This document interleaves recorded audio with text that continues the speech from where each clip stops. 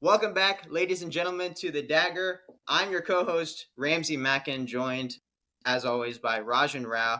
And today's a very special episode because for the first time in Dagger history, second since that first episode with Dylan before we officially took him on. But now we're here and we officially have two great guests here today. Rajan and I are joined by the legendary Megan Bailey and Ria Gupta, and we are excited to talk to them about the NBA. So first, I'm going to ask them about themselves and get some introductions. Megan and Ria, both recent graduates of the University of Central Florida, and we asked this when Dylan came on the first time, so we'll ask you guys this. What are your 2 to 3, maybe, favorite sports teams, college or pro or whatever sport? And why do you like them? And I think that's a good enough background for people to learn about you. So, Megan, you can go first. My allegiance to my teams is just fully based on like what I grew up with. So the greatest team of all time is the Philadelphia Eagles. Greatest team of any sport, of any football team of any sport at all. Thank you for listening. I feel like I hear some background noise. I don't know what that all is about. But yeah, there are like pictures of me as a baby in like an Eagles like cheerleader outfit and everything. So like that's just like it was predetermined for me that was gonna be my team.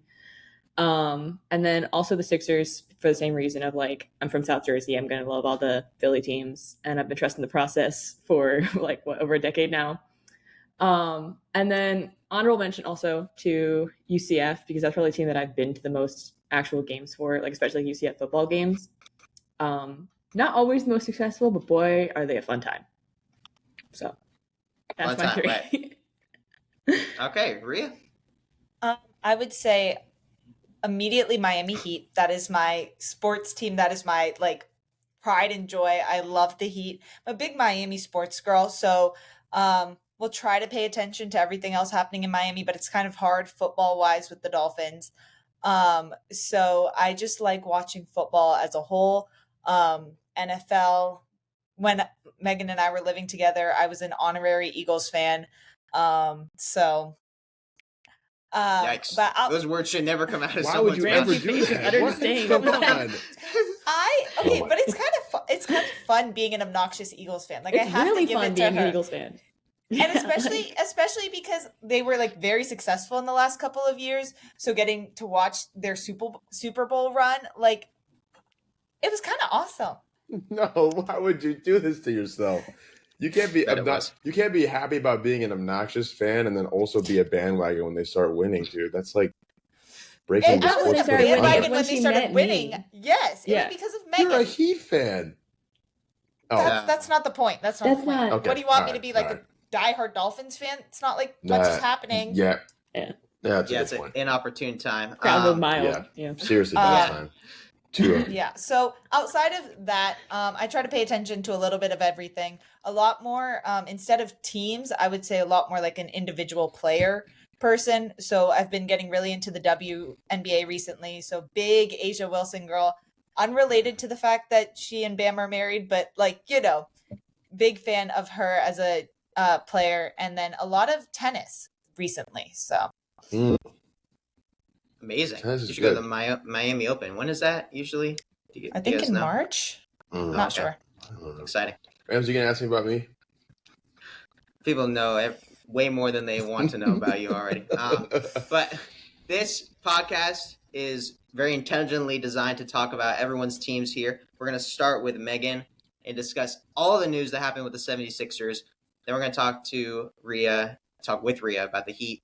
And with Rajan about the Warriors. And all of this circles back to the LeBron James free agency signing, which has happened since our last episode about 2 or 3 weeks ago, which was the Jaylen Brown episode. So clearly a lot has happened in a few weeks. But as everybody knows by now, LeBron James is a Philadelphia 76er. I just want to start by asking you guys, what was your initial reaction? How did you feel when you saw the news? It was like a midday on a Friday, I think. And Megan, I'll ask you first, of course. How did you feel? So I think it was on like a Thursday or a Wednesday or something. And I only know that because I was at work and I did not have access to my phone. And I like leave work, check my phone. I had several phone calls, several texts. I think people I had not heard from in months, years. It was like, Paul Revere, did you see? And I was like, what are we talking about? That's good. And then I like went on Twitter and I saw everything and I was like, this is really truly something. Actually, maybe it was on a Friday, but I was like, whatever I was doing, I was not on my phone right away. And Sure. I like kind of missed the initial buzz. And then I was like, holy my God. All I can say is that as a Sixers fan, it's been many years of being like, trust the process. And, you know, you kind of feel like you're delusional and like, you know, it's not actually working and everybody thinks you're stupid and crazy. And I just think that maybe this year, maybe this time I'll win. Like the optimism is at an all-time high. I am just so proud and happy to be a Sixers fan at this point in time. I bet. That's yeah. You've been trusting the process for a long time. What? I said you've been trusting the process for a long time. We've been trusting the process for a long time. When we were in high school, I would get in arguments with our U.S. history teacher on a daily basis. I think at the time was about Ben Simmons because he was always like, "Oh, trust the process, huh?" Yeah, and it was whatever like latest like fumble that Ben Simmons had, and I was like, "Leave me alone, bro." He was a Pistons fan. I was like, "Not right now." Like, so I'm happy to prove the haters wrong. Boom. It is a very exciting time. Ria, where were you when you found out? I will tell you exactly where I was, because it was 11:31 on Friday. And I was in class and I was playing, I think, the LinkedIn games instead of paying attention. And for the last several weeks, I have made it very clear to my classmates, the majority of whom are not from Florida, that I am a diehard Miami Heat fan, and I am also a huge LeBron James fan. So I had been running my mouth about how LeBron was guaranteed to come to Miami. So I found out because of your text, Ramsey. And I immediately went to Twitter, to Sham's page to confirm it, and was so devastated. And because I sit in like the second row, a bunch of people behind me had seen it on my screen. So you were the Paul Revere and I was the Paul Revere to the rest of my class, because then for the rest of class, I was just devastated. So I can't really, at first I couldn't understand his reasoning for going to Philly, and it took me a few days to get to that point. But I'm not going to say he made the wrong decision. I don't support it. I understand that perspective. I'm glad again that we have this arrangement of podcast guests because you represent the Heat, who were a very strong contender, and Rajan is here. The Warriors were also a strong contender the entire time. How did you feel hearing the news, Rajan? I think that is kind of the nail in the coffin for what would have been the last kind of hurrah for Steph, like to maybe try and get AD or one of AD or Bron. It seems like it's not going to happen. I think actually, Ramsey, I think it was you as well. No, I'm kidding. It wasn't you. Sorry, dude. No, it wasn't me. Paul Revere in my story. I woke up at like probably 1 p.m. on whatever day that it happened. So it was after the announcement happened. But I just saw the Shams notification. It just seemed a little bit like impossible to witness or like imagine LeBron in a Sixers jersey compared to, Miami, Cleveland, LA. Like that just felt like I saw the art of like Embiid, Edgecombe, Maxey, Jaylen Brown, and then him as like the five, right? And it's like got posted all over ESPN and whatever. It just looks wrong. It just looks completely wrong. We can talk about the Warriors. I mean, I'm sure we will later, but like to me, that kind of solidifies it as like Steph is probably going to finish his next couple years, and then that's going to be it. And it's going to be like a nice kind of calm end to the Warriors dynasty as we knew it in the last 20 or the last 15, 20 years. So Right. We'll get back to that a bit later, but I agree with the points you brought up. So I do want to circle back to what Megan said about the process, because I think that's what makes this so fascinating. One of the first the first text that you sent to me and Ria were that Philadelphia has the mandate of heaven. But they certainly haven't in the last 12 years since Joel was drafted. And I have like their results in the 2015 season, and the next two they missed the playoffs. Then over the next 6 years, they lost in the second round 5 times, and they lost in the first round 1 time. And then since 2023, they've lost in the first round, missed the playoffs, lost in the second round. So of course, it's a constant narrative ever since Embiid was drafted, or since he was good enough MVP caliber, that he's never made it out of the second round. And I don't know how many conversations I've had with you, Megan, since high school or since you graduated, about how the door is shut, it's over, or like, you guys have 1 year left, like this is it, like no chance. I was talking about the different versions of the teams, but I mean, of course, you had many years of Ben Simmons. You had the Jimmy Butler days, the Tobias Harris days, then James Harden and Paul George. And Ben Simmons and Tobias Harris. Yeah, and now here we are Tobias with Harris, Jaylen Brown and LeBron James, not to mention the extreme importance of drafting Maxey and Edgecombe, because I don't think the Sixers would be here without those 2 incredible picks, mostly just Maxey. But yeah, okay. Anyway, that's a summary of the history. So how do you feel like looking back at that, Megan, and kind of what that meant to you and how the process is right now?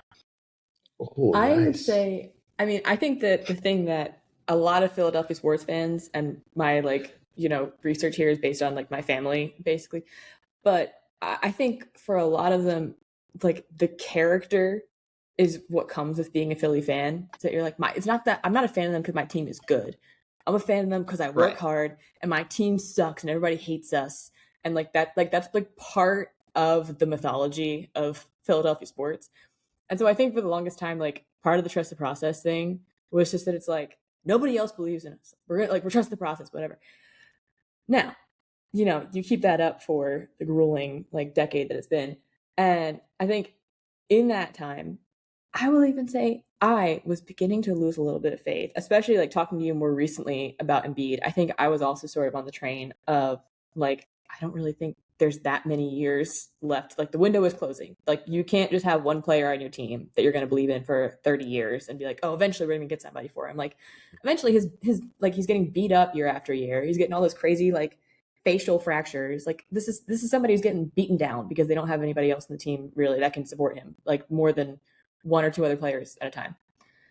I think the key thing that happened most recently was a lot of those organizational changes and things that happened, because part of why I didn't think they had a future was that I genuinely did not believe that like anybody besides the players really cared about the team, between like, president, front office, like whoever you want to blame. I think I just had no faith that the organization actually knew what they wanted to do. But then we had a lot of change up in that recently. And I think now maybe we're seeing like a new energy to the team. I believe that stuff like that can impact it. So I think that's one thing that I think has really like caused such a quick change with the team. And like you said, I think that like Embiid is super talented. Like I think that the problem has always just been that we can't have more than 1 or 2 other players with him. And like having Maxey with him has been amazing. I think Edgecombe is going to have a super bright future too. But then besides that, it's like any other time, it's like, oh, and then we also have like Matisse Thybulle. And it's like, what? Like, or like Tobias Harris. And it's like, all right, like what are we trusting right now? No, put some respect on Matisse Thybulle's name. He carried me through the bubble. I was so appreciative of those vlogs. Great at vlogging, okay, but yes. I don't. Yes. I don't want him on my team. The point is that these people are not the second and third options that you need to win a championship. Exactly. The point. Yeah, exactly. Agreed. And then you blame Embiid for that, and it's like, well, he's doing his best, but like, who is he supposed to work with out there? Yeah, they're definitely. I was texting Ria and Megan about when was the last time the Sixers were like championship contenders, and I just assumed it was 0-1 when they did make the finals with AI. But I kind of have realized since then that in 2019, like there's definitely an alternate universe where that Kawhi shot doesn't go in and they make the finals. The reason this podcast is named what it is not there. Exactly. Is this the dagger? Yeah, exactly. That's why we're here. And they were definitely good enough to win then. And then there's plenty of timelines where they stick with Jimmy instead of letting him go. I mean, I know he had a kind of an attitude problem, so I don't know how likely that was. But you're completely right regarding the Embiid injury history. I just pasted a list of a ton of different unrelated injuries: hand, thumb, knee sprains. Recently, he had Bell's palsy, meniscus surgery, orbital fractures. It's crazy. And there was that ESPN story about maybe a year ago or so that was really well written and emotional about how he's had to deal with that. But the truth of the matter is that in the last 3 seasons, he's played 39, 19, 38 games, 96 games in 3 seasons. And I don't exactly know what the roadmap is for the Sixers' success if it hinges on him being healthy. But that is a major factor, of course, because when healthy, I think you guys would agree that Embiid is still like a top 10 player and a guy who can win games. So I did want to ask this, Megan, to you, because, of course, with this now great team around Embiid, there are people who say if the Sixers really want to win, they need to give up on the Embiid dream and potentially trade him. I don't think he's very valuable. He does have a pretty huge contract for someone who doesn't play much. But for you, as a Sixers fan, if the Sixers, say, win a title in the next 3 years, how important is it for you that Embiid is on the team? I mean, I would say pretty important. Like, at the end of the day, I want to see my team win. And I love seeing us pull in like stars like LeBron, Jaylen Brown, and everybody to be able to win. But I don't think that should go to the point where my team all gets wiped out and replaced with just a bunch of superstars just that we can say the Sixers won. But like none of the people that have been on the Sixers that I've been watching my entire life are actually on that team. I get that like not everybody can stay around. People are going to have to get traded. Like I was sad to see Jared McCain go and people like that. But I feel like somebody as core to the team as Embiid, or even Maxey, to be honest, I'd be really sad to see the Sixers win without like Maxey. Mm-hmm. I think you have to keep that core if you want it to really be your team's win and not just like, oh, look at us, we paid enough money to all these different people and got a ring. It doesn't really mean as much, I think. I would completely agree that a ring that is bought feels much less earned. And recent history shows that trying to buy a ring with super teams like the Suns with KD or the Nets with KD, like they just don't work, right? So exactly. So let's pivot back to LeBron. I'll ask Ria, I'll ask you this first, because a lot of conversation on NBA social media. Is this a ring chase? Is LeBron ending his career on a sour note, trying to chase Jordan? All the old heads, I'm sure, are talking about this. Would you classify this as a ring chase? Okay. Broadly, yes. Do I think LeBron is seeking another championship? Yes. Do I think he's doing it for the narrative of, oh, he's the true GOAT, he has more rings than Jordan? No. I think LeBron has already established himself as the greatest of all time. And the whole ring argument is something that the old heads just keep bringing up to argue why they think Jordan is the GOAT. I don't see what's wrong with that, though, as if it is a ring chase, if he's only going to Philly for the being able to contend for a championship. He's 40 at the end 41. Of his career, 41 at the end of his career.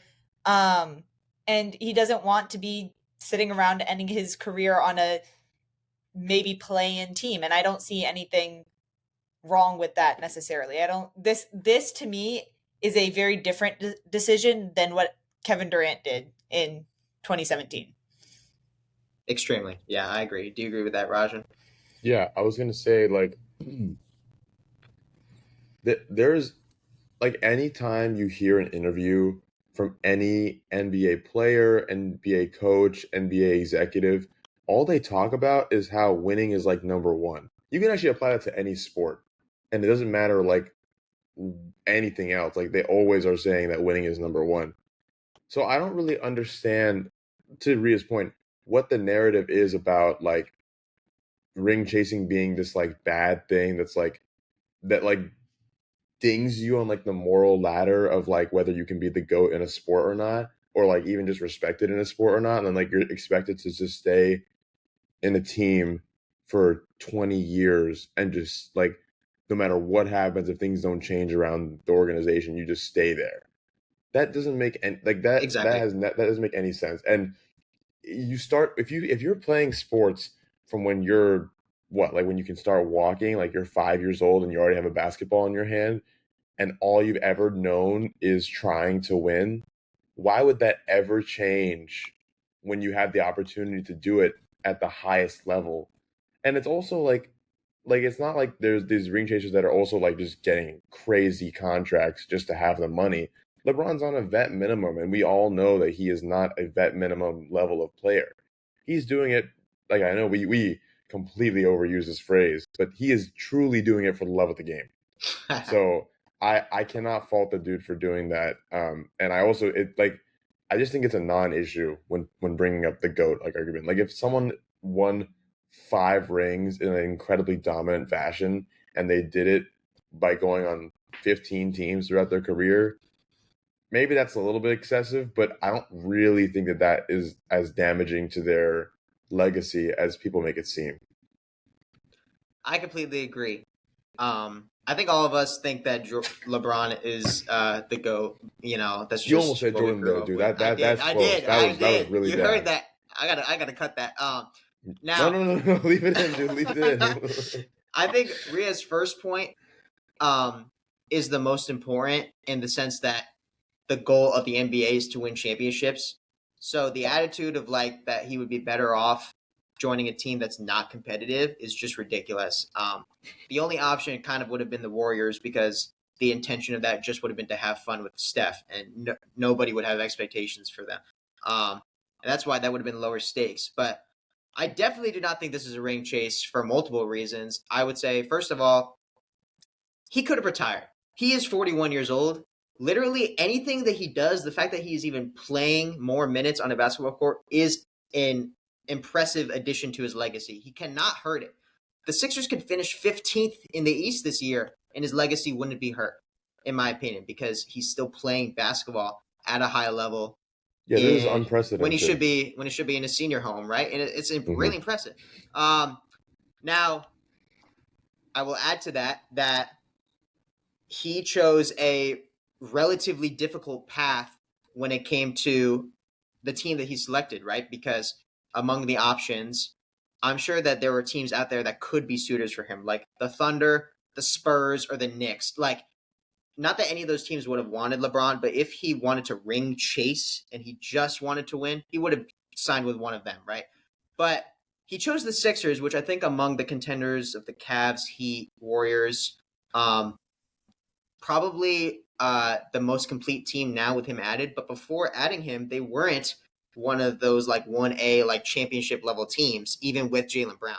And now they are, because he's so good. And so he can kind of do whatever he wants. And I completely agree that this is very distinct from KD, because KD joined a team that had already won. Literally this summer, they won 73 games. So it's completely not comparison. I would just like to say, too, is that I think a lot of the time the anger about ring chasing is a little bit of anger that it's not your team. You know, like, I think, not for nothing, if I saw, like, Joel Embiid go to, like, the Celtics in a year the Celtics are really good, oh my God, he's just ring chasing. But it's like, you know, when a superstar comes to my team, I'm like, this is right and true. Philadelphia has the mandate of heaven. Like, I think a little bit of it comes from being a little bit bitter that it's just not happening to your team. I think there are some cases where, like, it is clearly, like, you know, a badness. But I think a lot of anger that I've seen about this is coming from people that are, like, you know, like Cavs fans or, like, Heat fans that are mad that, like, LeBron isn't there. And it's like, okay. Right. That doesn't mean that he's chasing. It just means that he's not on your team. And again, not that this is an issue, but it's not like he spent zero years on the teams that he did end up leaving. He spent almost a decade in Cleveland. He spent 6 or 7 years in Miami. He spent almost 8 in LA. Is that right? Somewhere around there. It's like at least it's like close to it. It's a lot of years on each team. It's not like he's like just like KD. He pulls up to the Warriors 2 years. They lose one time. He's gone. And then he's in Brooklyn for 2 years. Then he goes to the Suns. Like, it's not like it's like that at all. And like you were saying, I don't think ring chasing is an insult. Like, I don't see what's so wrong with the fact that he's going to a team that is going to be a championship contender. I find that respectable. Mm-hmm. Absolutely. Yeah. All right. So that's kind of where we stand on the LeBron situation. Raj and I talked ad nauseum about Jaylen Brown. Do you guys have anything passionate you want to say about him?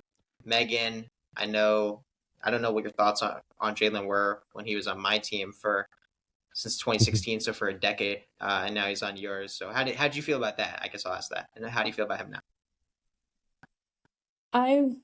I've never really been like a super big Jaylen Brown fan. I mean, and especially all of my takes on everything are colored by the fact that I'm a Sixers fan first and a hater also second, probably. So, of course, like, I didn't like Jaylen Brown a lot because he was on the Celtics, and I think a lot of those years where the Sixers were knocked out in the first, second round, the Celtics were the ones knocking us out. So I really hate the Celtics. You know it. And yeah. I was not as excited about getting Jaylen Brown as I am about getting LeBron. I'm curious to see what he does with the team. Obviously, I hope he does well, but I've never really been a super big fan of him as a player.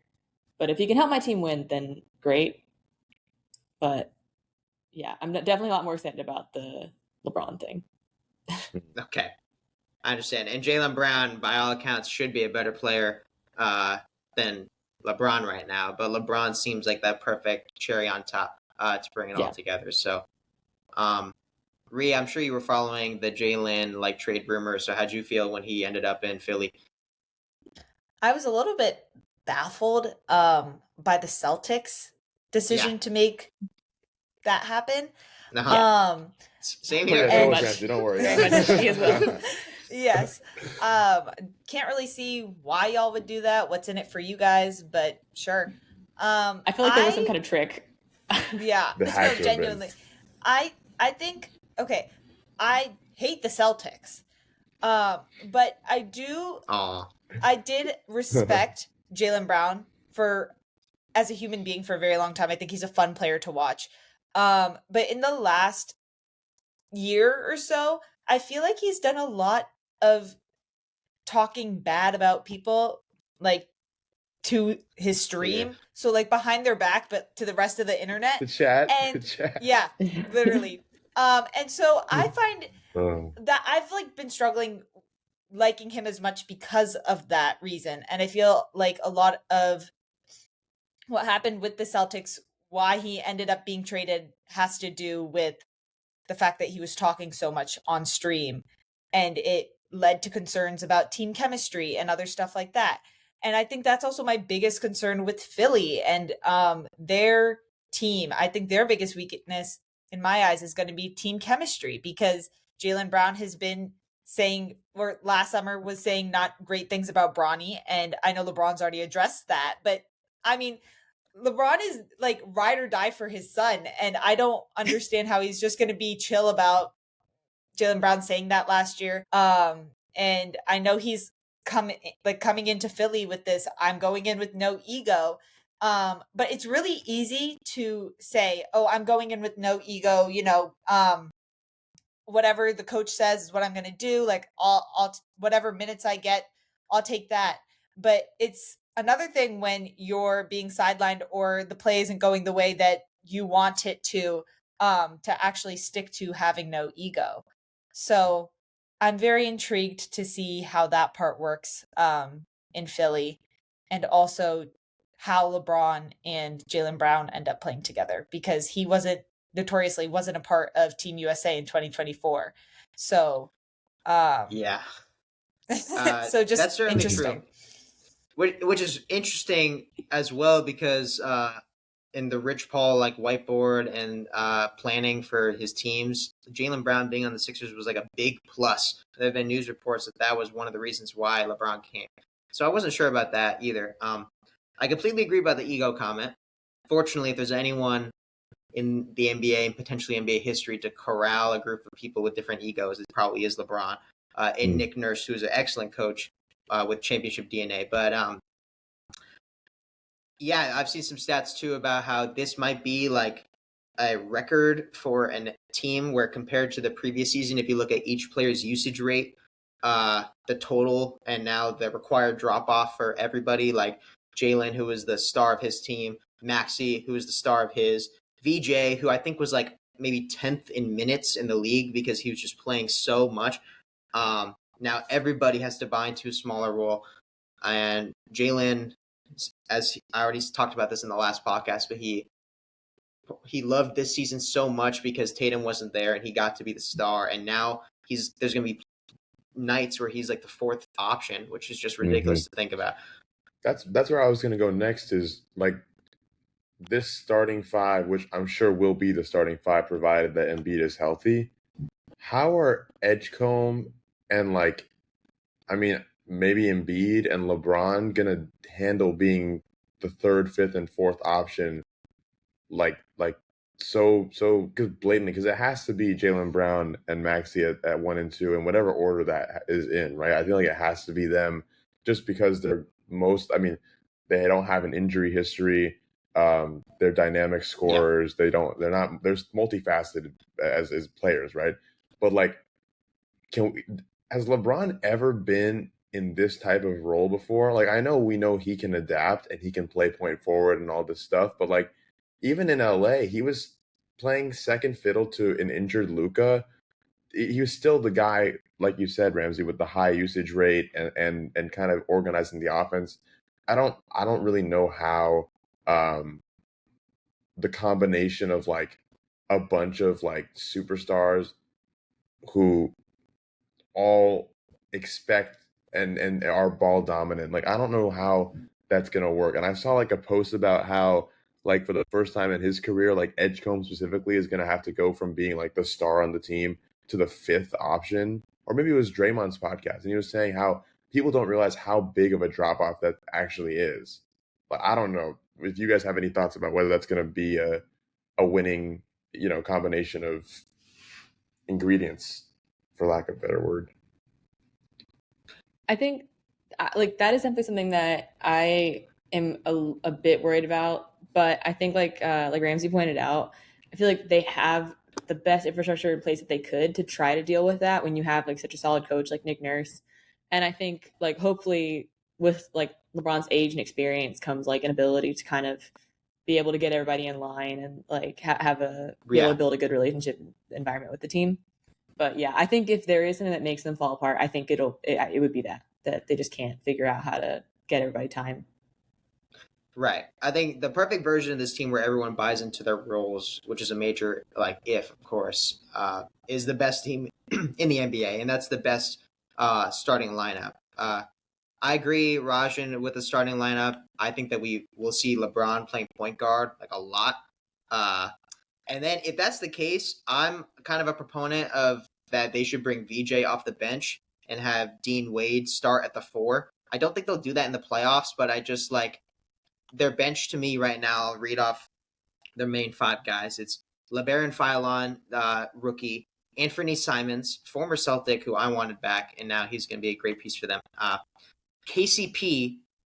Now, KCP went to the Magic, and he was garbage, but when he played with Jokic, he was amazing in Denver and the championship team. And when he played with LeBron, he won a championship there in 2020. So clearly with a great offensive mind, he's a good player. And then Dean Wade. I've seen a lot of D Wade jokes with LeBron, but no, not that Wade. Dean Wade from the Cavs at the 4 and a Dem Bona at the 5, who will start a lot at the 5 because I don't know. Megan, how many games would you want Embiid to play this season if you wanted to toe the line of having him ramp up and be healthy? This is always tough. Yeah. I don't know. I really want to have a healthy Embiid for the playoffs. And doesn't everyone? Never seen it. I don't know. It would be great if he could play at least half the season. Like I don't know. I would like to see him play as much as possible, but right. I would be, I don't know. I would be okay, I guess, seeing him play maybe maybe I'll say 60%. But the most important thing to me is being able to have him healthy for the playoffs. And I think if you have such a solid rest of the team, then it should be okay to maybe not have him be playing all the time and be able to save him because he is a little injury prone. Yeah, I don't know. I say I could say whatever number now, and then any night that he's not playing in the fall, I will be annoyed. So it's just of course.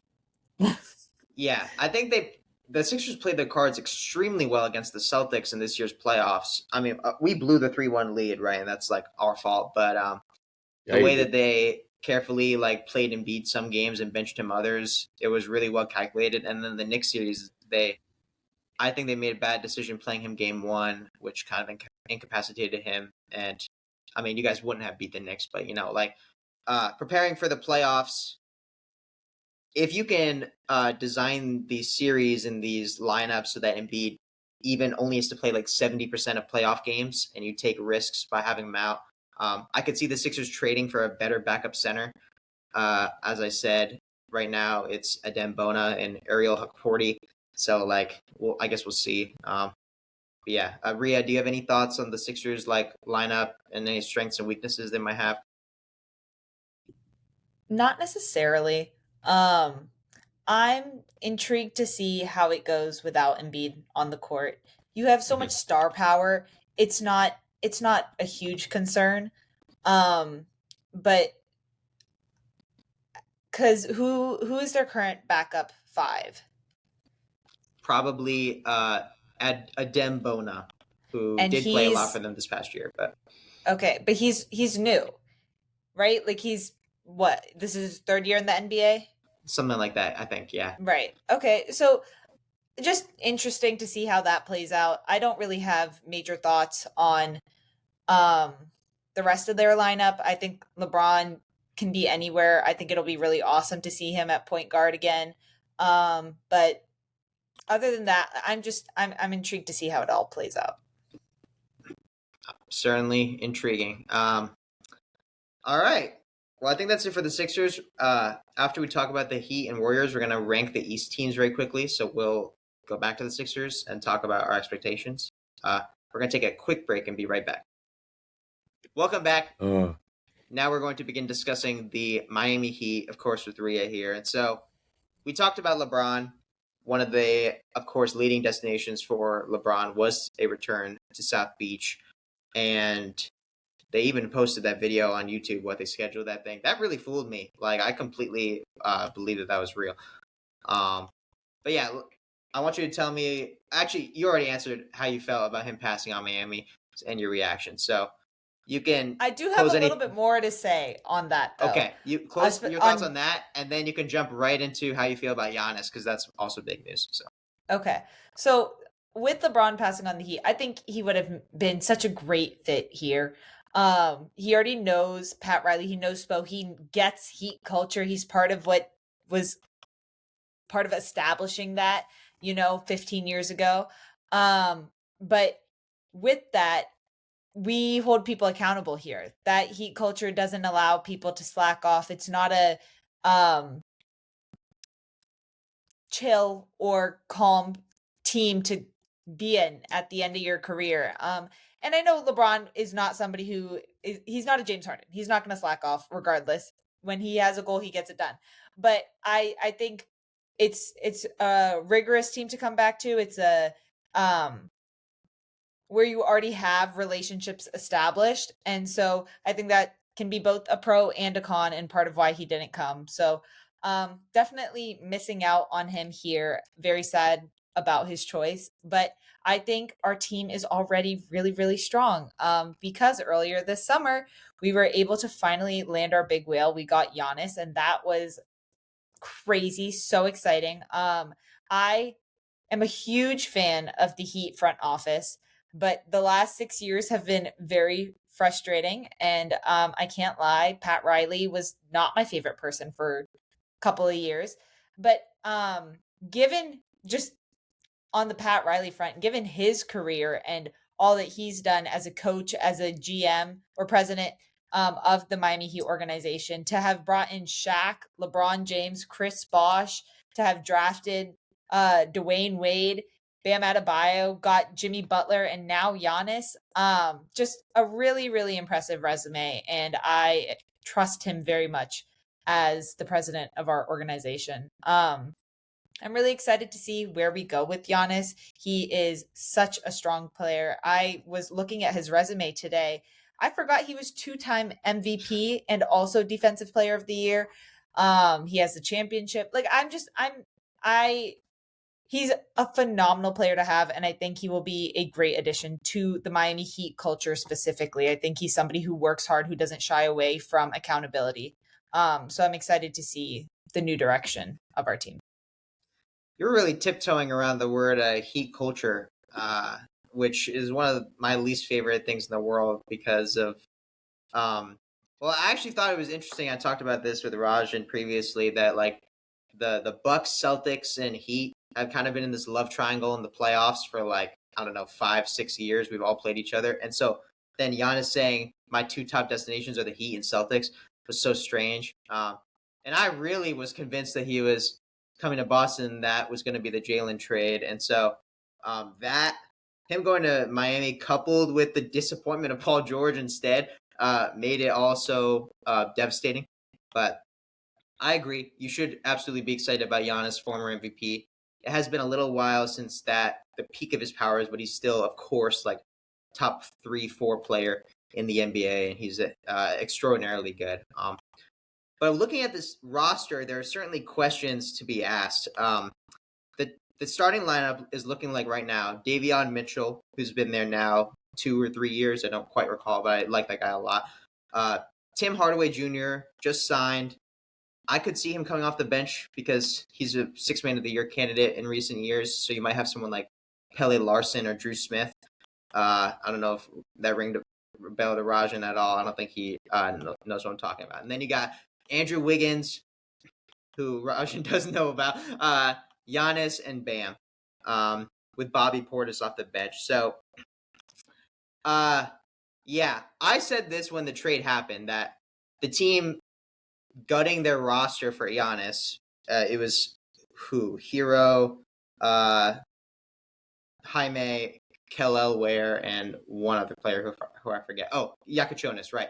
Like, losing a lot of players for one, often it's only worth it if that player, of course, is like an MVP level type of guy, and he can carry the entire team on his back to a level of playoff contention. But I think the Heat are still very shallow, and I have no concerns about their defense. I'll start with that, because Davion with Giannis and Bam, they should be a top 5 defense. But overall, like, I'll ask you, Ria, you can answer first, because when I look at this team, I don't think of them as a championship contender.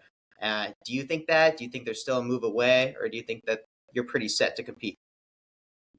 I believe my team is a championship contender no matter what, especially with the Miami Heat, with the Heat culture that we have with Spo and Pat and all of that.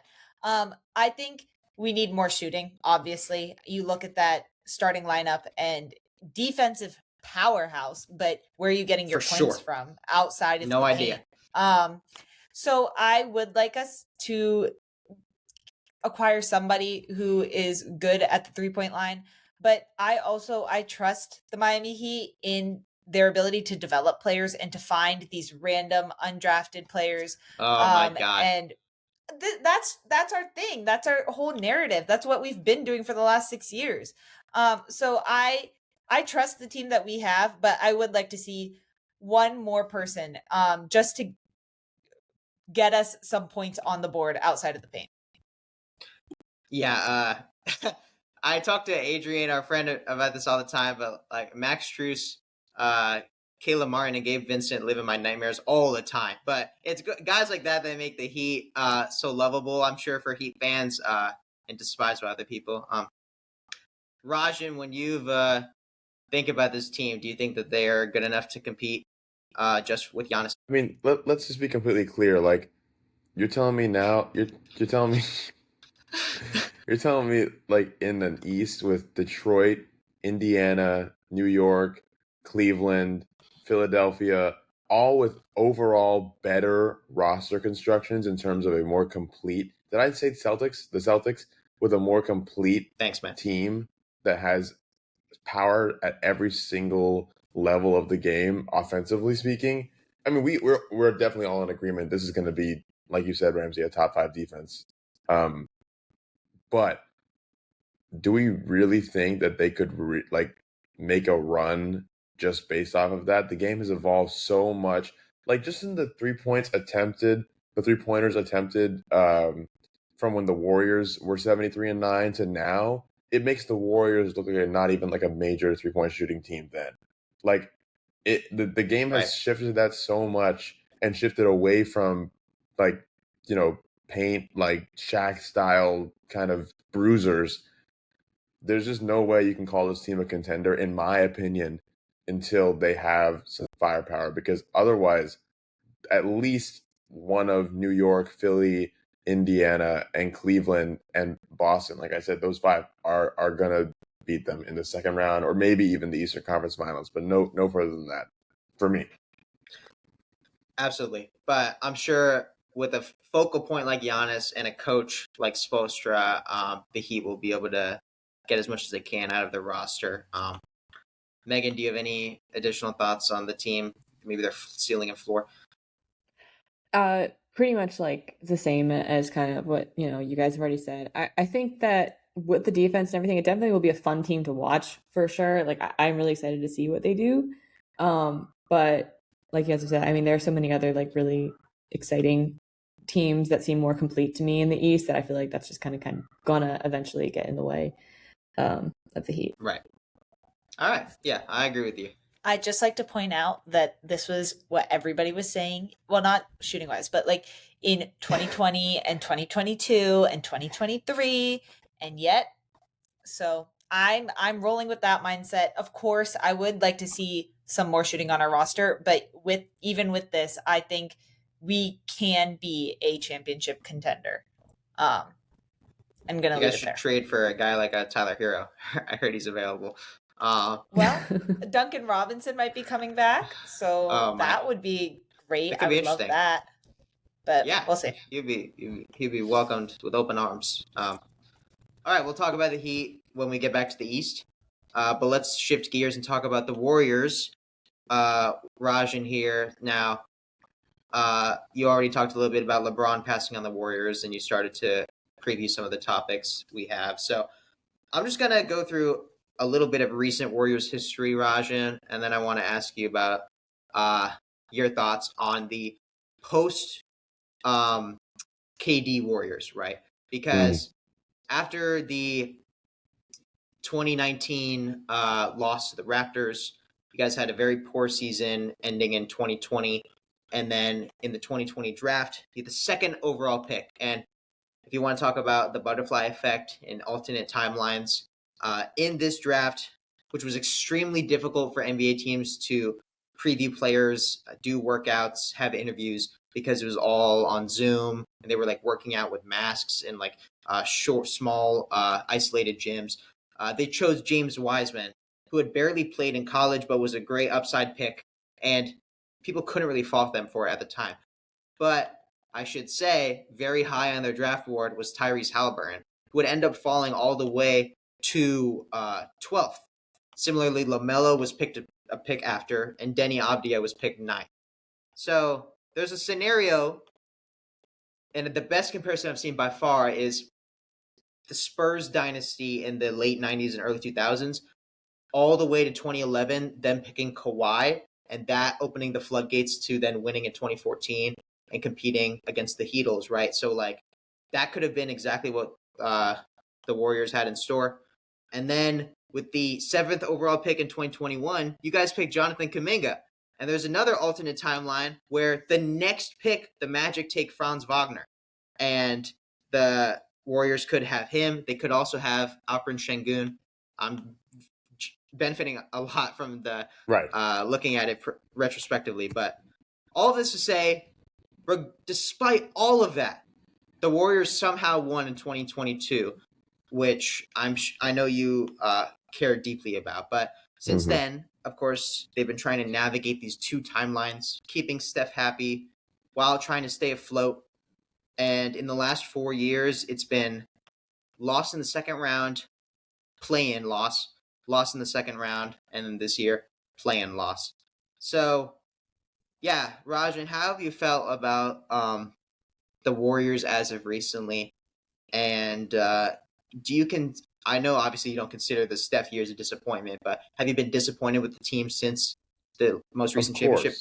But I don't even know if it's really more disappointment than it is just like wishing that they weren't so bad, because like I remember like it might have been the second game I ever went to was like a Magic versus Warriors game, and I think I've talked about it before on the podcast, and it must have been 2012, maybe 2013. I think it was 2012. So from then I was like hooked, and my dad just loves Steph too, so we've always kind of been Warriors because of him. And I'm sure that'll change once he retires. Like, honestly, I think I'll just go fully on the Magic train.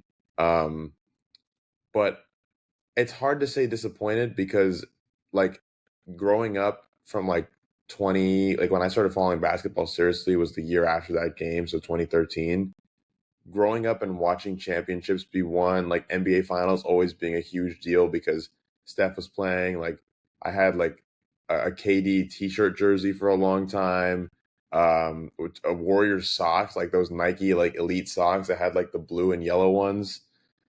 I had a Warriors flag that was like gigantic in my room. Like, there's really no way to say disappointment because as a fan, I've gotten like everything I could ever ask for. I remember all of those finals, and like I've watched so many of like the mini movies on YouTube from the team, and like they're like behind the scenes stuff. Like, there's no disappointment. Obviously, I hope that they would kind of find a way to figure stuff out in the last 4 years since winning.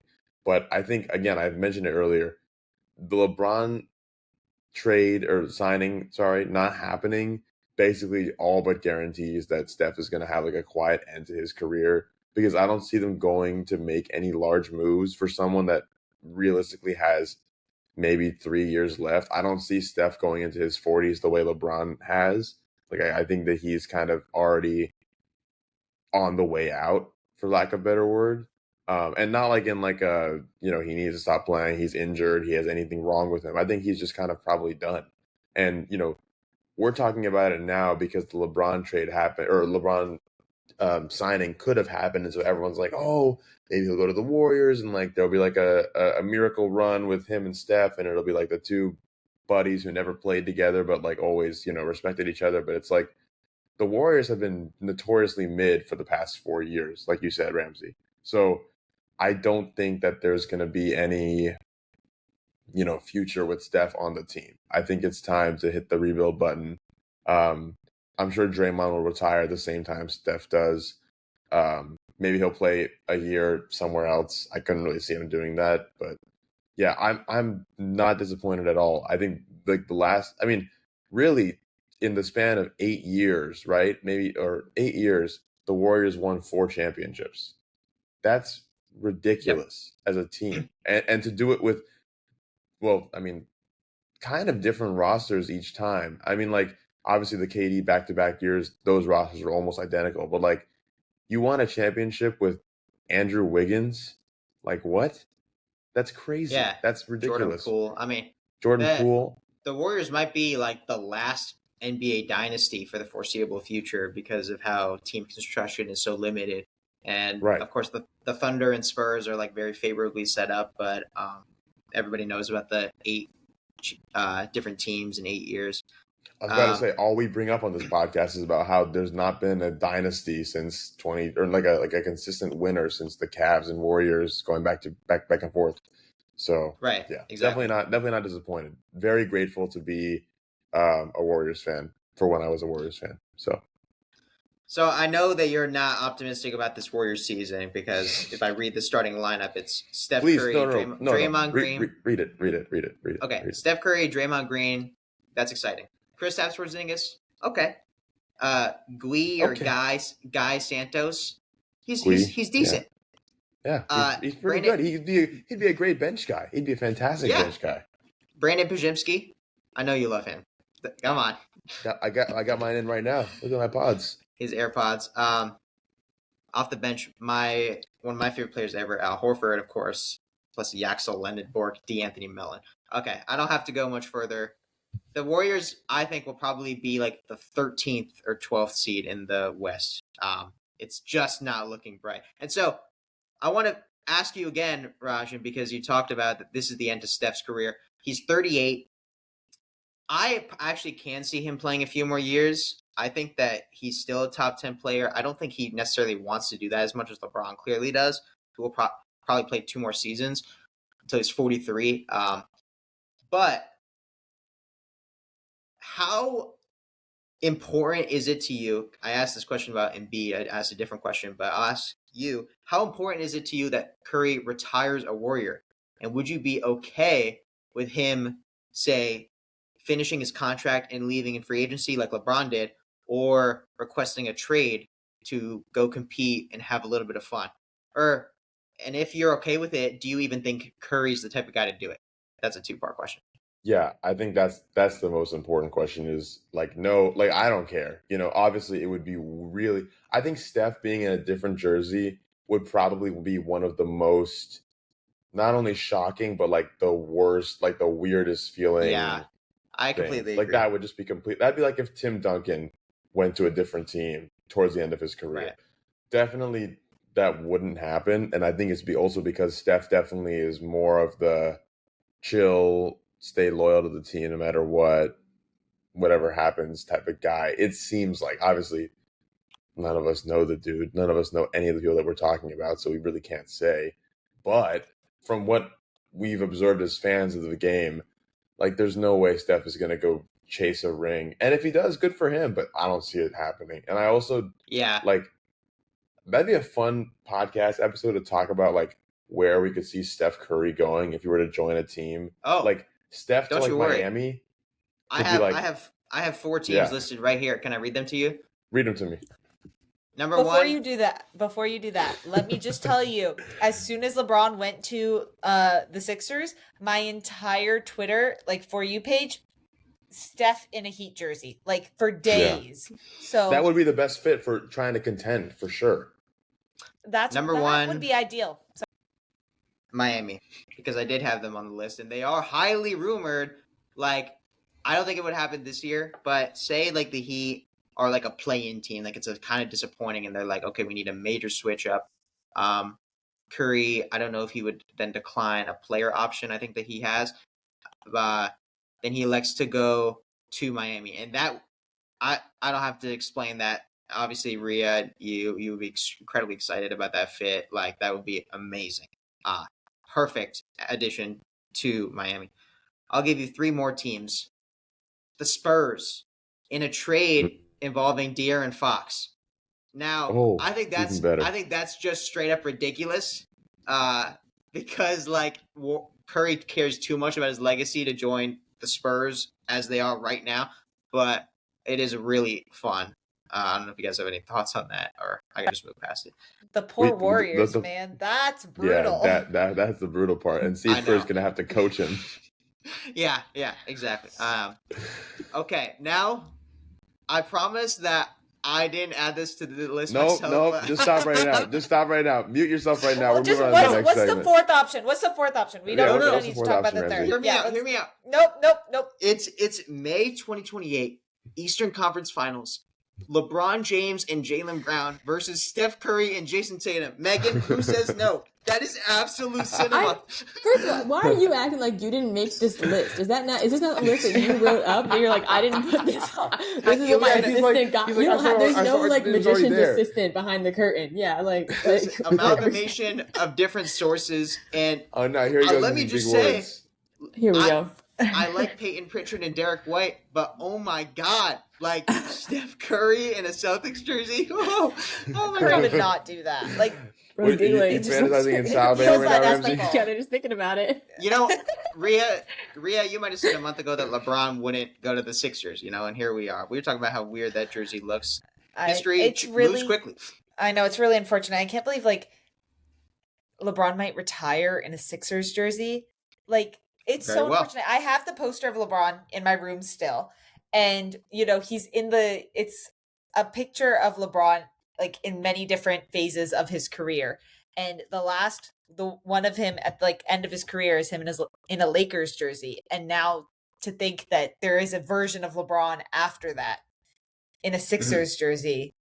Yeah. That's Beautiful. real life and not some weird Twitter like fan edit. AI generated. Yeah, painful. Wasn't there that thing at one of the awards? Maybe it was the ESPYs where Steph was wearing a green suit and he like roasted the Celtics green or something like that. You guys remember what I'm talking about? Or he said that. Oh, right. He said that he's the Celtics' daddy. He's Jason Tatum's daddy or something like that. Yeah. Sure. He's gonna have to look. Yeah, that was after the Sure. title. Okay. He knows it's true. He knows it's true. I'm just I saying. just don't really think there's a world where like that would make sense for like that would actually happen. Like Mhm. I can see the Heat thing as like a much more legitimate like possibility, and that would be a really good fit for the team. But this, I think that like if you were just allowed Ramsey, to like move around players as you saw fit, and like contracts were not a thing. Yeah, once I boot up 2K again, I'm gonna do that immediately. Yeah, exactly. But according to our analysts, aka you on 2K. with Paul George on my team, I need some sort of like cope or hope, I guess, to cling on to, and so that's the plan. And the fourth destination is the Hornets. I think it's mildly interesting because his dad played nearly his entire career there. Del Curry has his jersey retired there, and Steph grew up in North Carolina because of that. But the Hornets aren't like anywhere close to being a contender, so I don't even know if they will be in the next like 3 years. It's fun-ish, but so Rajan, if you had to bet, would you say he's retiring a Warrior? Yes, if I had to bet on it, which is an awesome proposition that we should do, Ramsey. We should bet. I would say definitely he's probably going to retire a Warrior.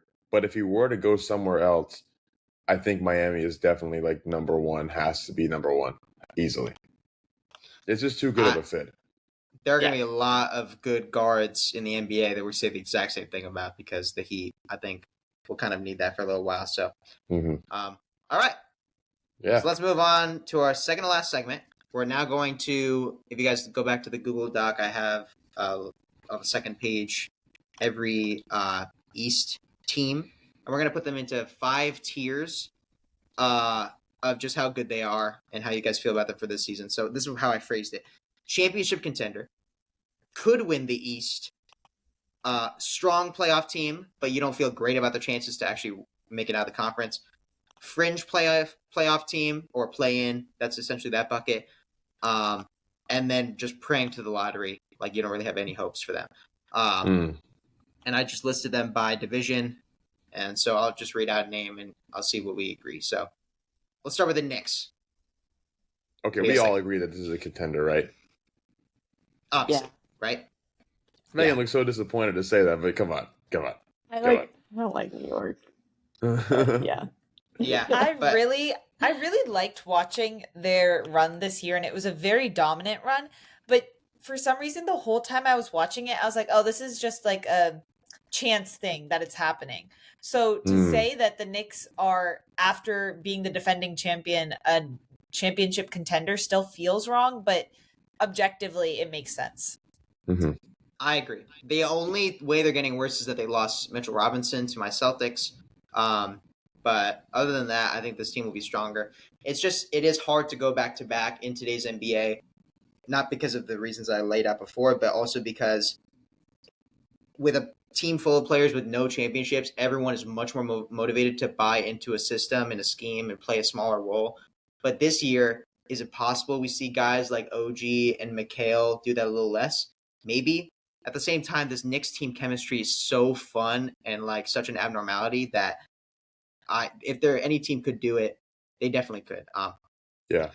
Also, I want to say that the chemistry, not the chemistry, but the like the reason I think that you're like I understand what you're saying, Ria. Like they definitely didn't seem like they were going to win, but a lot of that is because they came back so many times in like terribly, like they gave their advantage away so many times and came back so many times that I think momentum as a fan is definitely was like, there's no way, but obviously, they got it done. Right. There you go. All right. Next up, the Celtics. I do obviously have an opinion for this, but what do you guys think? Raj, you want to go first, Ramsey? Oh, I think you should go first, love to go first because you're. Yeah. I mean, we're not letting you like decide, but I think like you should go first.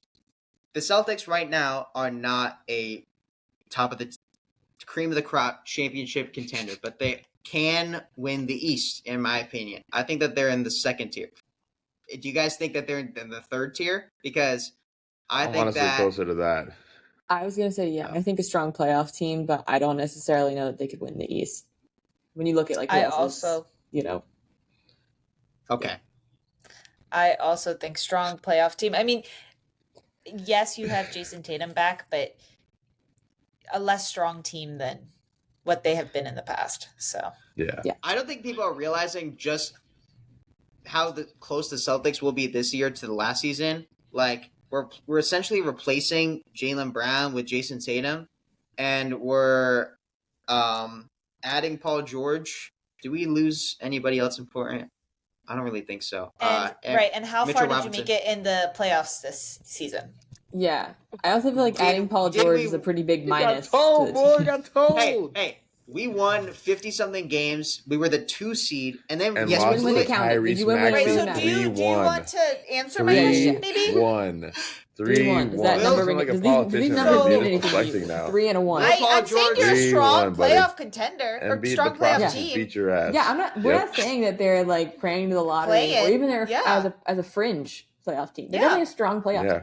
For sure. You don't get to 3-1 it up and then come back next year and be like, well, we have decent Tatum but now. You're going to be win. nice and calm in that 6 and 7 seed, buddy. Sixers fan makes it to the second round yet again and it's talking already too loud. But fine. Sixers fan is allowed to have hope once again. Becomes evil immediately. Because Legault is on their team. Okay. Next up is the Brooklyn Nets. Praying the lottery. Yeah, you already know. Yeah, that's just the answer. They got absolutely nothing.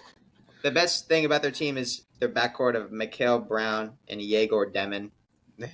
I'm not watching a single game. I'm not watching that. Julius Randle and Michael Porter Jr. Yep. They're carrying. Who's gonna pass the ball last? Who's gonna pass the ball last? I can't actually tell. Oh my god. Okay. Rick Herb around Toronto. Now Toronto. I really like Toronto. The question is, are we assuming they get or don't get Kawhi? Because we can't. It's going to take too long in this pod to talk about that. But let's assume that they do, and that the NBA doesn't do anything for the scandal. Then I think that the Raptors, who were the 5th seed and were a very strong team, will probably kind of just stay around there. So if you guys agree, I can put them in the same tier as the. I would put them in the same tier as the Celtics. I could put them above. No. Well, I would say the fringe. Like I would also say fringe. Are you kidding me? I don't see. I'm not really that. We are gonna list a lot of teams that are good, so I don't blame you guys for thinking the Raptors That's what I'm saying. I don't want to be like everybody is like, well, I believe in them. It's like, okay, well, everybody cannot be a strong player. Somebody has to be kind of. That's a good point. That's a good point. Okay, let's put them fringe for now. Right, and when you rank the rest of your teams as well, when we put everybody else up there, somebody has to be the 8th seed, the 9th seed. I think they'll be a fun team to watch, but I don't see them being 4th, 3rd, 5th in the East, and that's kind of what you have to be in order to be a strong playoff team, in my mind. Yeah, that's perfectly fine. Then I'm glad that you guys think that the Celtics will be better than the Raptors, because I'm not even quite that confident. But this guy, that's good. Okay, Megan, 76ers. How do you feel? Championship contender. I mean, do we agree with this? I genuinely don't understand how you could say the Sixers team that has just picked up Jaylen Brown and LeBron cannot be in the championship contender conversation. Like, do we really think they're going to get anything lower than the third seed? I don't want to say it, but I do agree. Like, I do think just objectively they have the most star power and the most amongst the teams star that power. On the East. Like, I just feel like they're going to be number one. Yeah, and I know that's a coach who knows how to drive that boat. Like, let's get it done. Yeah, boom. Just like hurts they did in 1776. Yeah. I think that the word championship contender is hard when we know that the Thunder and the Spurs are waiting. Because as it is, I don't think that the Sixers can be either of them in the finals. But I said the same thing. I don't know about that. I said the same thing about the Knicks, and that happened. So, who knows? We'll give it to you. Thanks. Okay. Next up, the Pistons. I feel like this is a very strong could win the East team, right? Or maybe strong. Oh, maybe actually never mind. Okay, so here's the thing. Jalen Duren stuff is weird too. On paper, and watching them throughout the regular season, I thought they were going to win the East. I didn't think they were going to win the championship, but I thought they were going to win the East in the playoffs this year. And that just did not happen. So for me, in my mind, they fall more into strong playoff team than could win the East. Do I think they could win the East? Yeah, but I don't see it happening. Yeah, they were the top seed, and then their major move was replacing Tobias Harris with John Collins. Mostly lateral, in my opinion. I think that there's a lot to be desired with surrounding Cade with offensive talent that they don't have yet. And so I don't think that they're better than the Knicks or Sixers. I'll say this again. I don't think the Sixers will be a top 3 like regular season team. Like the Sixers might be closer to like 4 or 5, but because of resting LeBron and Embiid, and then they'll be better in the playoffs. But so that's where a team like the Pistons can come in and like have home court advantage. But I'll give it to strong playoff team if that's okay. Sure. Yeah. Are we making it 3 for each, or are we just making it like based on where they are? It could be wherever. Okay. Uneven. Okay, Cavaliers. Anybody feel strongly like? Because I don't think they're better than the Celtics and Pistons. So I agree. I think they're going to be like 7th seed, and then they'll be in the playoffs, but they're not going anywhere. Team that, like, I would honestly trust the Raptors a little bit more with Kawhi, a little bit more than the Cavs. Right, and they still have James Harden. Yeah. Yeah. Oh yes, they do. They haven't re-signed him, but should I just remove the could win the East tier, because I don't think any team is going to be between this. If you guys, I was actually going to go there next. I feel like we can use that to differentiate between like championship contender and could win the East. Like if we put everybody in championship contender, then we can revisit that and bump some people down to. I think there will be people put into that category. Yeah. Okay, well the Cavs are in fringe then, and we move on to the Indianapolis Pacers. Their team is led by the Indiana Pacers, buddy. All right, buddy. We got Halliburton, the first full year of Zubac, Pascal Siakam, Aaron Nesmith, T.J. McConnell, Andrew Nembhard. Like the team that went to the finals, mostly improved. Oh, Kelly Oubre as well. Like I think this team is excellent. We just we don't have any sample size to go off of with this new lineup. So I don't know if you guys have any strong would have opinions. put them in the could win the East category because of how well constructed they are. That's where I was going to go next. Yeah, I'm perfectly fine with that. On paper, this is a better roster than the Celtics. Yes, they are. They're better than the Celtics. I'm not going to argue that. Trying to make him say it. Yeah. Sure. The Pacers probably will be better than the Celtics. No, not probably. Stay with the chest, Ramsey. Stay with the chest. The Pacers. The Pacers will be. I'm getting ridiculed on my own podcast. Okay. Well, if you guys want, we can put them in the second tier. Don't act like you don't know it, bro. The Pacers. If you guys want. Yeah, if you guys want. If you guys want. Okay. Oh God. We can put them Praying to the lottery. Praying to the lottery. So uninteresting. Okay, next, Bulls. Praying to the lottery. Actually, No. All right. The Bulls don't have enough talent yet Caleb Wilson is going to be a superstar, but it's too early. Okay, but then the next one has to be fringe, right? The Magic have to be. Yes. Yeah. They're going to be a play-in team yet again. I mean, I'd like to see them not do that, but eighth seed. We're going to have a longer discussion about the Magic on a later episode, but it is not looking good because they did not get better this offseason, and so many other teams around them rose. I think there's a very realistic possibility where the Magic don't make the playoffs. Like, I think they'll be a play-in team. I agree with you, Ria, but if they're like the 9th seed and they just don't make it, then this team is really poor direction. Oh, I should say the biggest change they made was the new coach, the assistant for the Spurs. So that is very significant. But besides that, I have no strong feelings. So I feel great putting them in the fringe tier. That's where they belong. Yeah. Okay, Atlanta. Now, they made a lot of roster moves. They were the 6th seed this year. They played the Knicks, and they added Lou Dort, for example, and made some other smaller adjustments. I think Isaiah Joe. And you get more experience now with Nickeil Alexander-Walker, Jaylen Johnson, Dyson Daniels. CJ McCollum is on a 1-year deal. It's a very fun, constructed team with a lot of great talent. Their ceiling is not very high, but I think their floor is pretty high. So I'm kind of between fringe and strong. I don't know how y'all feel.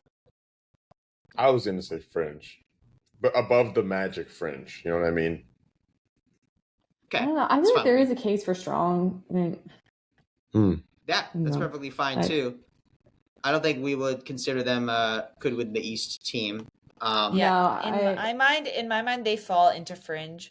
I think they'll have a respectable season. I think they'll have a respectable playoff run. But I don't see that as a strong playoff team. The Hawks don't have, I don't know. I could be convinced, but I don't see, in my mind, I don't interpret them as a strong playoff team.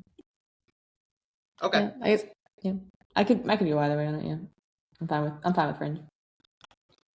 I agree with you, Megan, but we'll go with fringe. Okay, 3 more teams. The Wizards. Now, I have a pretty strong opinion on this. They're not a lottery team. They will be a play-in team. Okay, I'm glad that I see some nodding. They're good enough. This is it. AJ Debonsa is going to be great. And then Alex Sarr is one of the best defenders in the league already. And now we're hopefully getting Trae Young and AD. I don't really understand that or necessarily think that the team is going to be that exciting, but they should be a fringe playoff team. I think they deserve that after all these years. I'm actually really excited to watch them play because I feel like the Wizards have been irrelevant for so long. It's going to be exciting to see them actually win games and perform well together. I don't see them doing well in the playoffs, but I would like to see them get there and make it past the first round. They're definitely no longer a team that you can just mark off on the schedule as an easy win.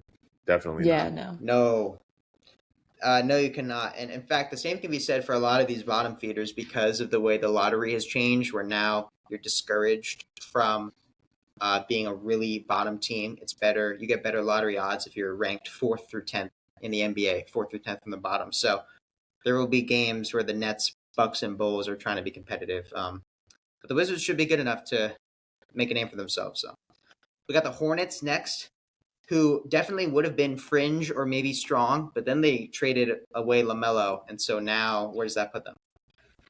I think they're praying to the lottery. I think the lottery. Really don't know that much about the Hornets, but I don't see anything happening there for a long time.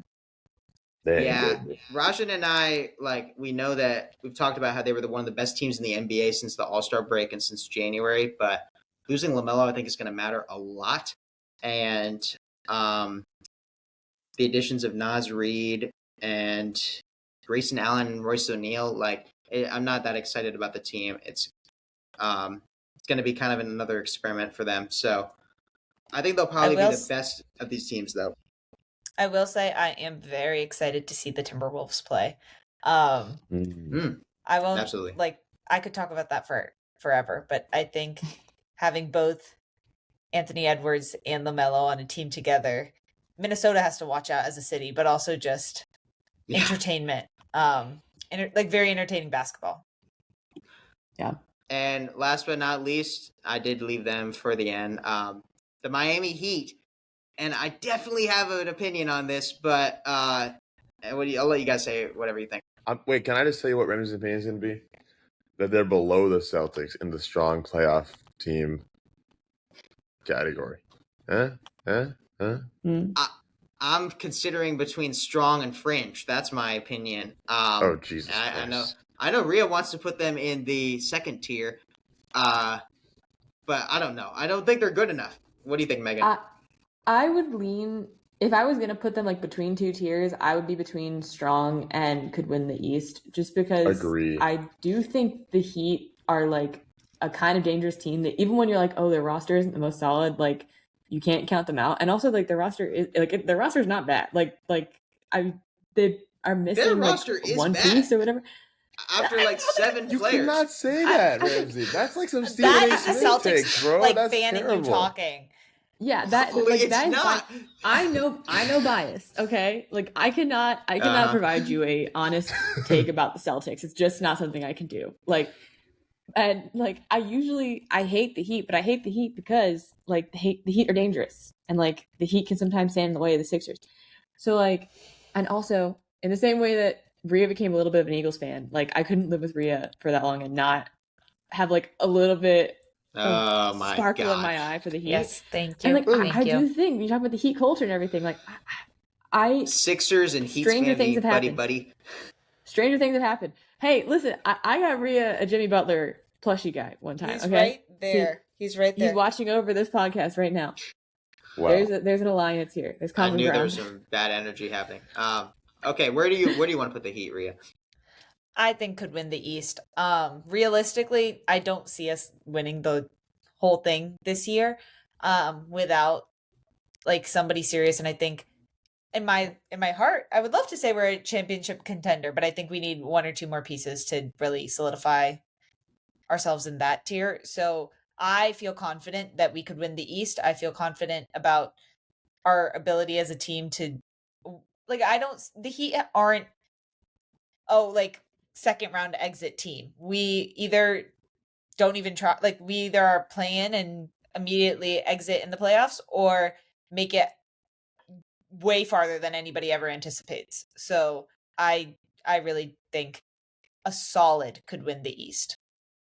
Honestly, guys, I think we should put them in strong playoff team, but I think we should put them above the Celtics. That's what I think. I think you put them in between. I am so firm in the belief that it is more likely that the Heat miss the playoffs or lose in the first round than it is anything else. You are so delusional, like genuinely. And I mean that with like love in my heart. I think when you look at who else we have in a strong playoff team, like I don't know if there's that strong behavior. Like the Celtics and Pistons are like that significantly better than the Heat. Like I would not confident here. We have 5 teams in the top 3, and then we have the Raptors, Cavs, and Hawks. I would not take the Heat over any of them in a regular seating. Yeah, you wouldn't. I'm sure you wouldn't. All right, okay, fine. Rajan, you're the tiebreaker. You want to put them at top of Celtics, strong. buddy. Put them over the Celtics. Megan and Ria, do you want them to be in the could win the East? Type it out, Ramsey. Type it out. I do. There you go. But I know I'm a little. They definitely are not could win the East. I'm not gonna lie. There's no way. There's no way they're winning the East. That's not even a possibility. Right. You know, Ramsey. Wait. You know what? I might have been. Wait. Can we time out for a second?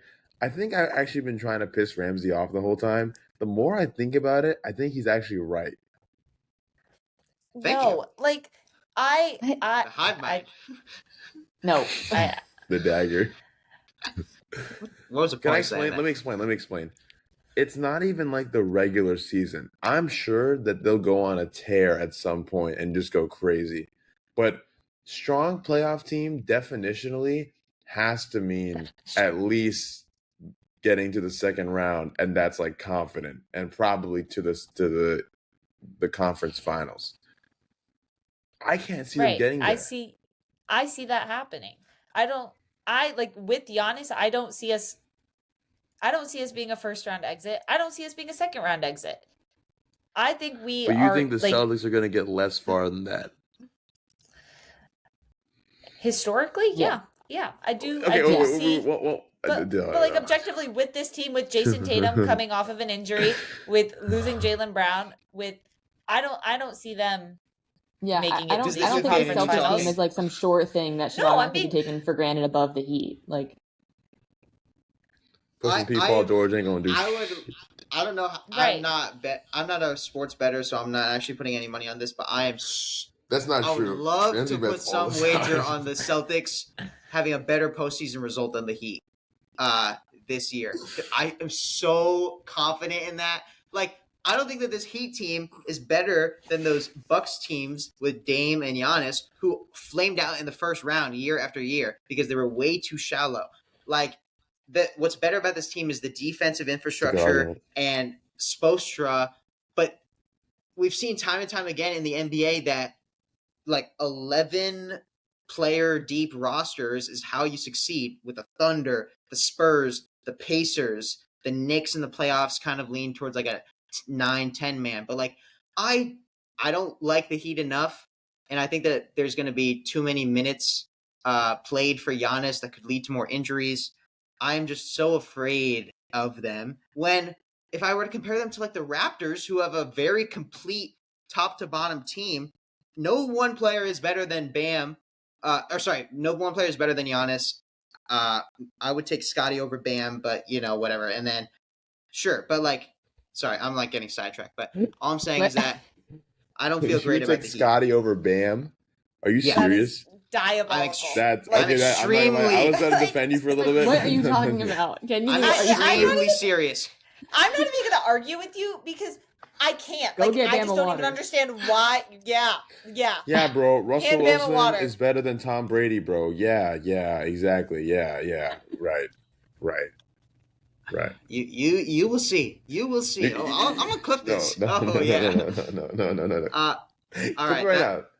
That's all for the tier list of the East teams. And now we're running out of time, but we're gonna do one final fun segment, which I've been looking forward to for a while. We're gonna make our perfect Christmas Day NBA schedule. Now, this is a fun exercise because the rules are pretty straightforward. Every Christmas Day, there's 5 of the best NBA games possible made by Adam Silver and schedule dudes. And there's no really important rules. You got to make sure that you have the biggest markets and the biggest stars and the best teams, of course, from the previous season. You are allowed to predict teams that weren't that good that could make a comeback. That's happened before. The first game needs to be in the East Coast and the last needs to be in the West Coast, but it can kind of flip-flop in any order in the middle. And I would definitely say that the 8 o'clock game is always the primetime ABC game. That's often the best one. We saw LeBron versus Curry at the 8 o'clock game, I think last year, maybe the year before. But we're going to try to make the schedule together. I kind of already made a draft, but I want to do it with you guys here. So first, though, we need to pick 10 teams. That's the hardest part, kind of. And so I'm going to go through teams, and I'm just going to list them in descending order of how obvious I think they should be playing on Christmas. And I'm just going to – you guys can tell me if you agree briefly, okay? So sure, we're going to go with the Thunder should play on Christmas, right? Yep, obviously. Agree. The Spurs should play. Yes. Agree. The Knicks should play. Yes. Agree. The 76ers now should play. Yes. The Celtics should play. Biased ass fan. No. Unbold them. The Celtics have played every Christmas in about a decade. They were the second seed last year. Tatum is back. Yep. They got to be there. Okay. The Timberwolves should play. Yes. Yeah. Everyone wants to see Ant on Christmas. The Nuggets should play. They played about the last 7 Christmases. Jokic is still very fun to watch. Yeah. Okay, so now we've reached 7 teams. Now this is where the Lakers. Luka, they have to play. They're given. So now we've reached 8 teams. So this is where it gets very tricky. I have listed a bunch of other contenders. And and I want you guys to like look at this short list of teams that could do it. I would say the top options are the Warriors because Steph Curry is so marketable and they get Christmas games all the time. The Pistons because they were the first seed. The Cavs because they have the superstars. The Pacers because they did not play last Christmas because of the Halliburton injury, but they would have given that they made the finals, and now maybe the NBA owes them one. The Heat because of Giannis and how exciting that would be to watch on Christmas. And I would say that's really it. The rest of the teams You waited a really long time to say the Heat, but yes. I would say the Heat would be in there. I think because of the Giannis thing and because of that market, like I think that would make sense. Same. I think Warriors and Heat automatic, just not even like a star power and also market. Like both of those things you can't ignore on Christmas Day. Yeah. Yep. Okay. Heat and Warriors, that works for me. I as I stated though, the Warriors team is going to be bad this year. It's just like how important is Steph Curry. I just think it's not about if Curry the is playing basketball, people are watching. Like exactly. And, we are watching. You got so many basketball fans because of the late 2010s Warriors Cavs rivalry that like you can't ignore them now. Yeah. Okay, perfect. So we have our 10 teams. So now let's think about how to make the schedule. So, can I please get Sixers Celtics in there? Can I please? Okay. Jaylen Brown versus Jason Tatum. I'm glad you said it. I think Jaylen Brown versus Tatum. One. I think LeBron playing in Boston or against Boston, who like really, really hates him, would be amazing. So first of all, should that game be in Philly or should it be in Boston? It's got to be Boston. Yeah, I think in Boston makes it sweeter. Like, how sick would that be? Would the NBA save JB's return to Boston until Christmas Day? Like, that could be a very exciting decision. I don't know if they would, though. Is that even plausible schedule-wise? How many times do y'all play each other?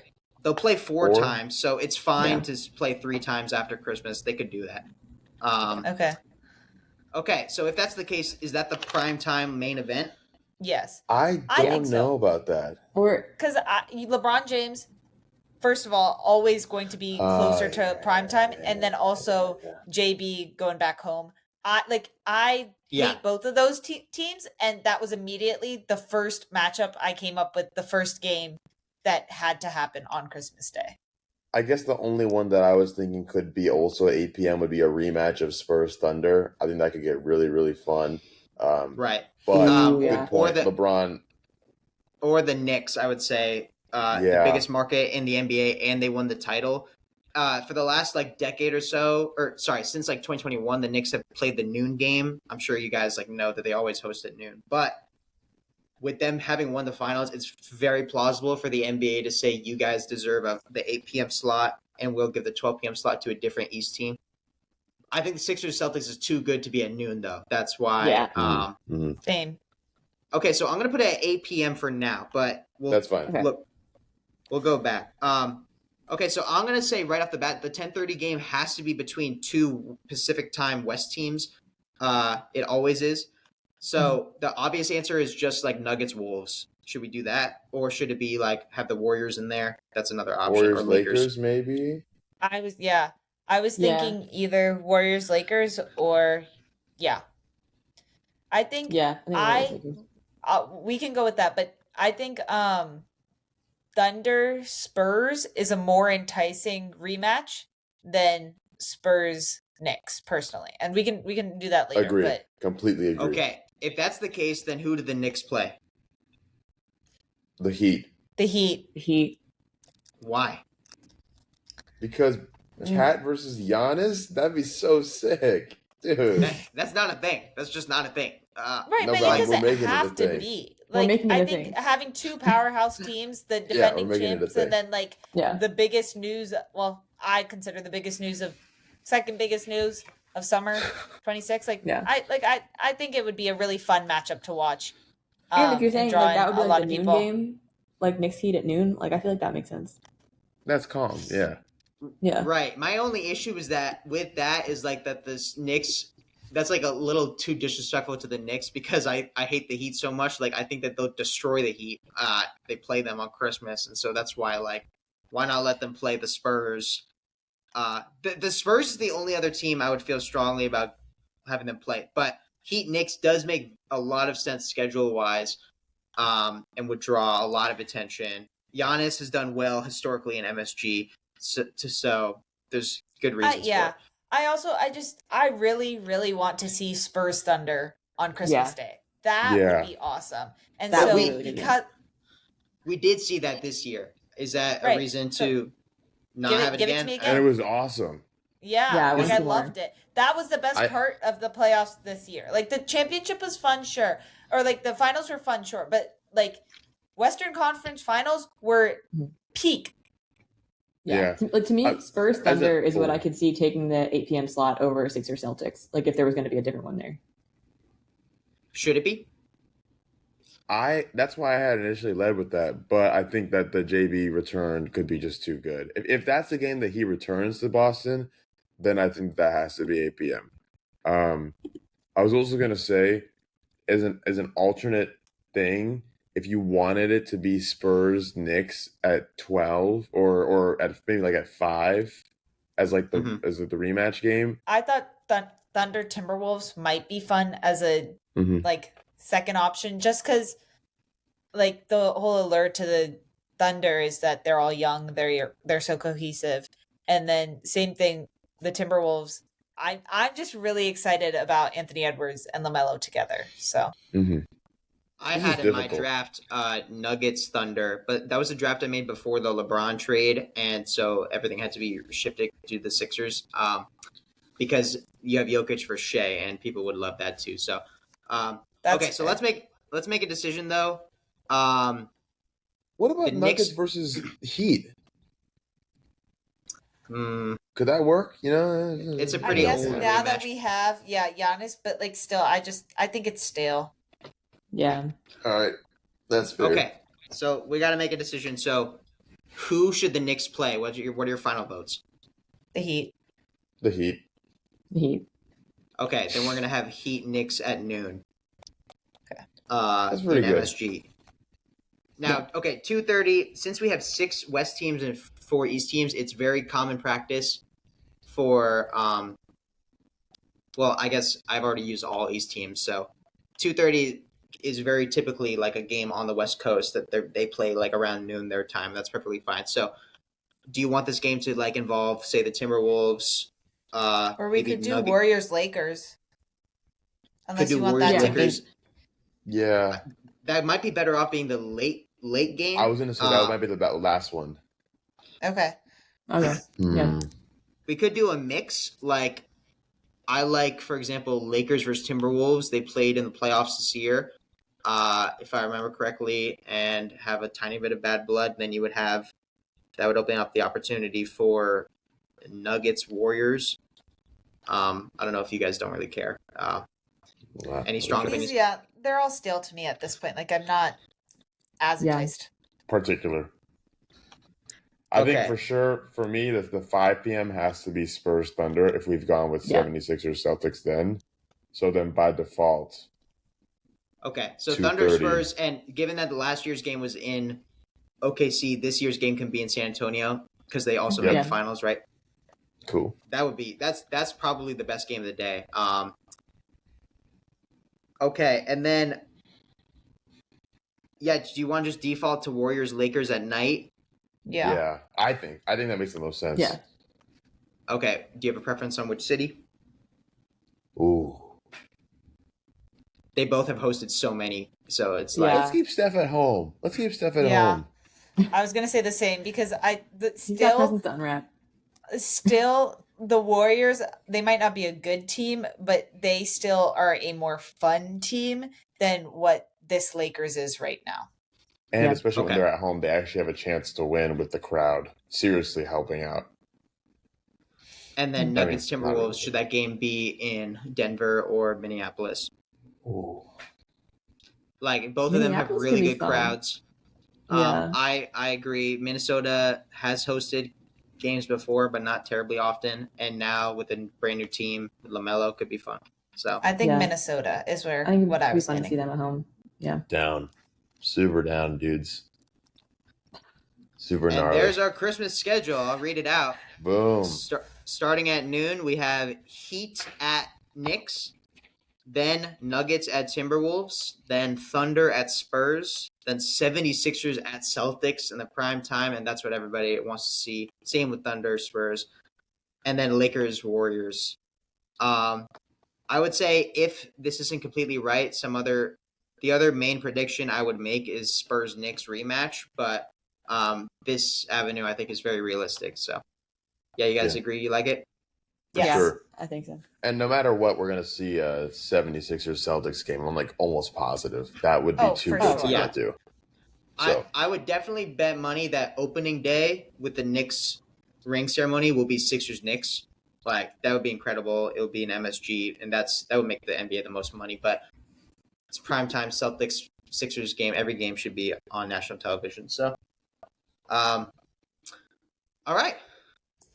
yeah, That's all we have for the podcast. Megan, Ria, how did you guys feel about joining us? So fun.